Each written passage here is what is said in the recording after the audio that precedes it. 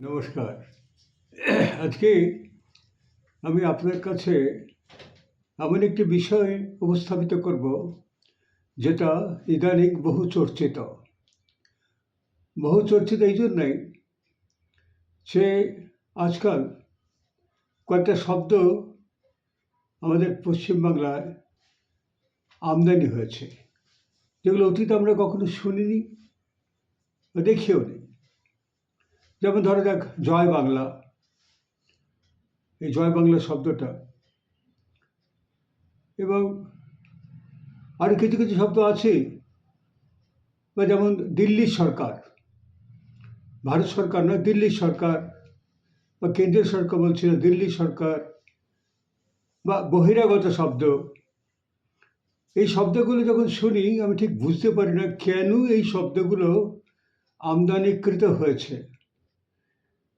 আমার মনে অত্যন্ত সাধারণ সীমিত বুদ্ধির দ্বারা মনে হয়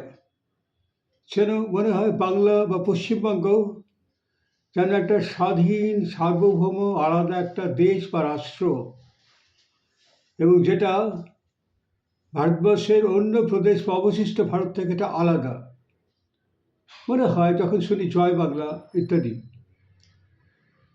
দেখুন, বাঙালি অস্মিতা এই শব্দটা নতুন শুনছি। আমি বাঙালি হিসেবে আমার গর্ব আছে। এই বাংলায় কবিগুরু রবীন্দ্রনাথ থেকে শুরু করে ঠাকুর রামকৃষ্ণ, স্বামী বিবেকানন্দ, কত বলবো, ঋষি মনীষী, বৈজ্ঞানিক, লেখক, সাহিত্যিক, মানে ভাবা যায় না যে এই বাংলার মাটিতে কত বড় বড় মানুষের জন্ম নিয়েছে, যারা সারা বিশ্ব কাছে বন্দিত এই মানুষগুলো যেন বাংলার মাটিতে। কিন্তু প্রশ্ন অন্য জায়গায়, পশ্চিমবঙ্গকে কি আমরা যদি একটা আলাদা স্বাধীন রাষ্ট্র বলে ভাবি, সেই রাষ্ট্রের আয়ু বা অস্তিত্ব বা জীবনটা কতটুকু হতে পারে বা কী হতে পারে? দেখুন, আমি খুব তত্ত্বের কচকচারি করব না। আমি খুব সাধারণ দৃষ্টিকোণ থেকে আমি বলছি যে যদি হয় কি হবে। ধরা যাক পশ্চিমবঙ্গ একটা স্বাধীন দেশ হলো, স্বাধীন রাষ্ট্র হলো, সার্বভৌম রাষ্ট্র হলো, নিজস্ব পতাকা, নিজস্ব সংবিধান, সব কিছু নিজস্ব হলো।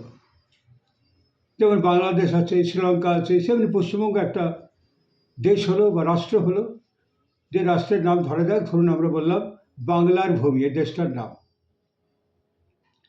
এই দেশটা কি ভারতবর্ষ থেকে যে আলাদা, ভারতবর্ষ ধরে হচ্ছে একটা আলাদা রাষ্ট্র, আর বাংলার ভূমি আমরা যেখানে আছি পশ্চিমবঙ্গ ধরে নিক, এটা কল্পনা করছি, এটা কল্পনা, এটা 1-2 মিনিটের জন্য ভাবি যে পশ্চিমবঙ্গ একটা স্বাধীন দেশ হয়ে গেছে, স্বাধীন রাষ্ট্র হয়ে গেছে, যার নাম হয়ে গেছে বাংলার ভূমি।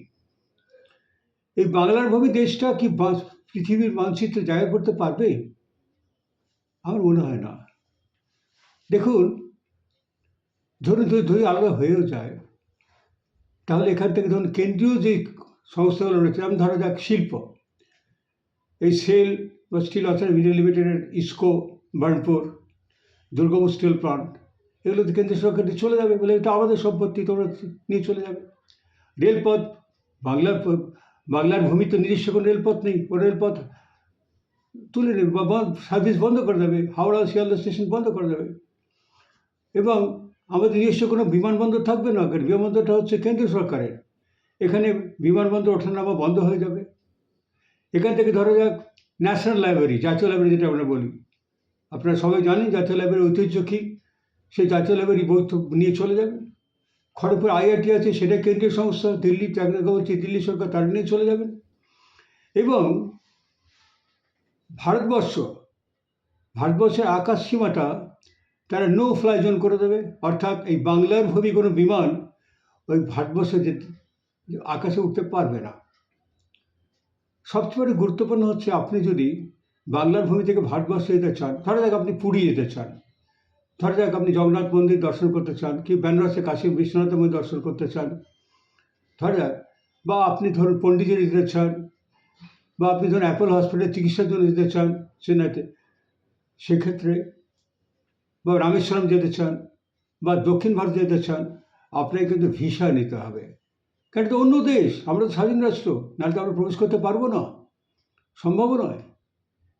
এবং সেই জন্য বলছি, যারা জানি না এটা সত্যি মিথ্যা জানি না, কিন্তু আমার মনে হয়েছে তাই বলছি, মনে ব্যথা দেয়, কষ্ট দেয় যখন ভাবি বাংলাকে একটা স্বাধীন রাষ্ট্র ভারত থেকে বিচ্ছিন্ন মনে হয় যেন এটা আলাদা।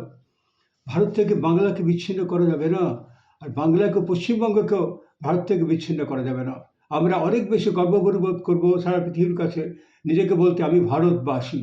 বঙ্গবাসী নিশ্চয়ই আমি গর্ববোধ করি, আমি বাঙালি, আমি গর্ববোধ নিশ্চয়ই করব। কিন্তু আমার পরিচয়, আমি ভারতবাসী, আমি ইন্ডিয়ান। আমি ইন্ডিয়ান। আমাদের সচিন তেন্ডুলকর আছে, আমাদের সৌরভ গাঙ্গুলি আছে, আমাদের সবাই আছে। নমস্কার।